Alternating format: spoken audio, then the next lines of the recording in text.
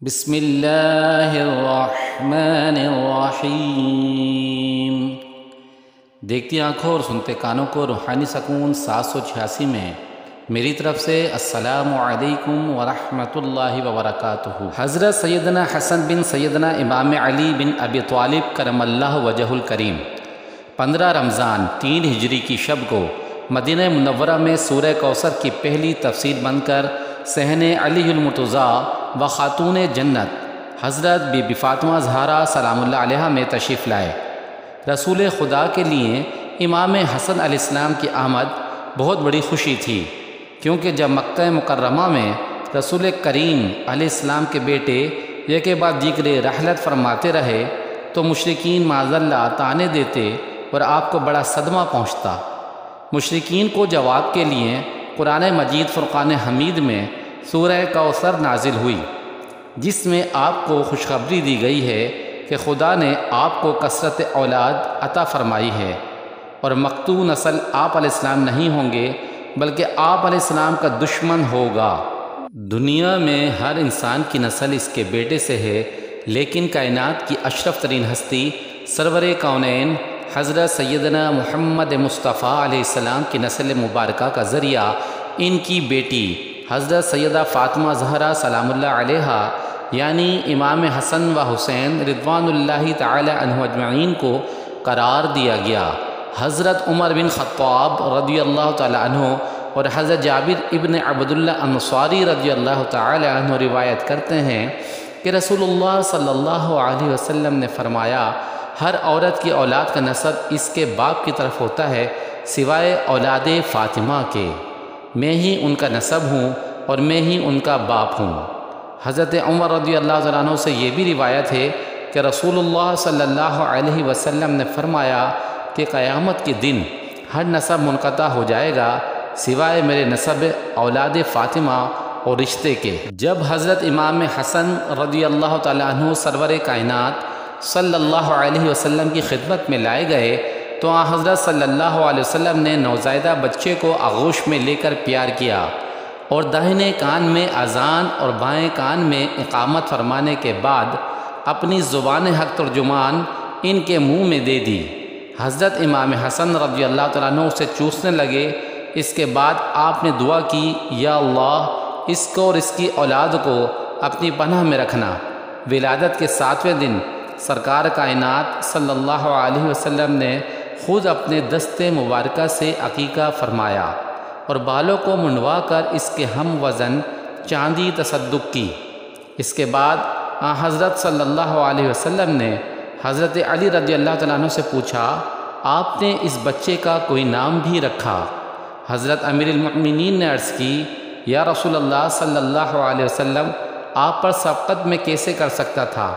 پیغمبر علیہ السلام نے فرمایا، میں بھی خدا پر کیسے سبقت کر سکتا ہوں؟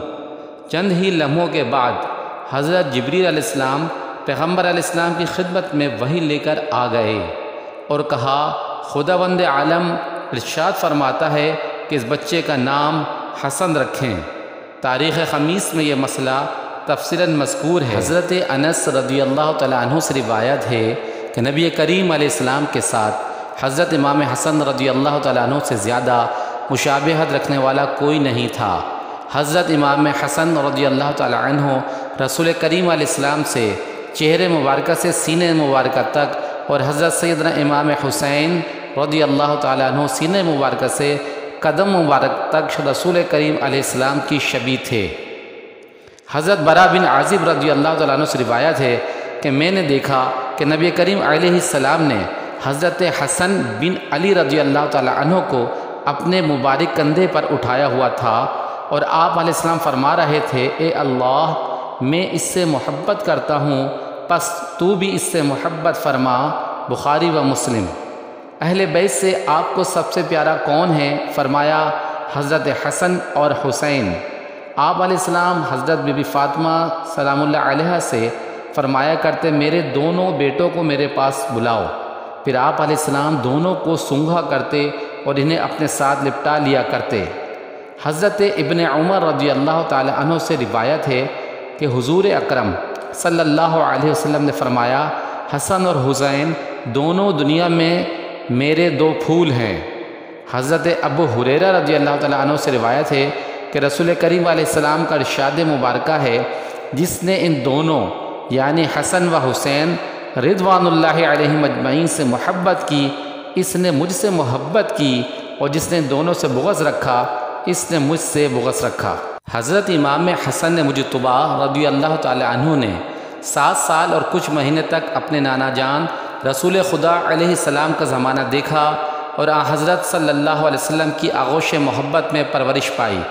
پیغمبر علیہ السلام کی ظاہری پردہ فرمانے کے بعد جو حضرت سیدہ فاطمہ زہرا سلام اللہ علیہا کی شہادت سے 3 سے 6 مہینے پہلے ہوئی، آپ اپنے والد ماجد کی زیر تربیت آ گئے تھے۔ فرزند رسول امام حسن مجتبی علیہ السلام اپنے والد گرامی کی شہادت کے بعد امامت کے درجے پہ فائز ہوئے، اس کے ساتھ خلافت اسلامیہ پر بھی متمکن ہوئے اور تقریباً 6 ماہ تک آپ امور مملکت کے نظم و نسق سنبھالا۔ آپ کا عہد بھی خلفائے راشدین میں شمار کیا جاتا ہے۔ امام زین العابدین رحمۃ اللہ علیہ فرماتے ہیں کہ حضرت امام حسن رضی اللہ تعالیٰ عنہ زبردست عابد، بے مثل زاہد، افضل ترین عالم تھے۔ آپ نے جب بھی حج فرمایا پیدل فرمایا، کبھی کبھی پا برہنہ حج کے لیے جاتے تھے۔ آپ اکثر یاد خداوندی میں گریہ کرتے تھے۔ جب آپ وضو کرتے تھے تو آپ کے چہرے کا رنگ زرد ہو جایا کرتا تھا، اور جب نماز کے لیے کھڑے ہوتے تھے تو بیت کی مثل کانپنے لگتے تھے۔ حضرت امام شافعی رحمۃ اللہ علیہ لکھتے ہیں کہ حضرت امام حسن رضی اللہ تعالیٰ عنہ نے اکثر اپنا سارا مال راہ خدا میں تقسیم کر دیا تھا، اور بعض مرتبہ نصف مال تقسیم فرمایا۔ وہ عظیم و پرہیزگار تھے۔ امام حسن رضی اللہ تعالیٰ عنہ کے والد کے بزرگوار امیر المؤمنین حضرت علی علیہ السلام نے 21 رمضان کو شہادت پائی۔ اس وقت حضرت امام حسن کی مبارک عمر 37 سال 6 یوم کی تھی۔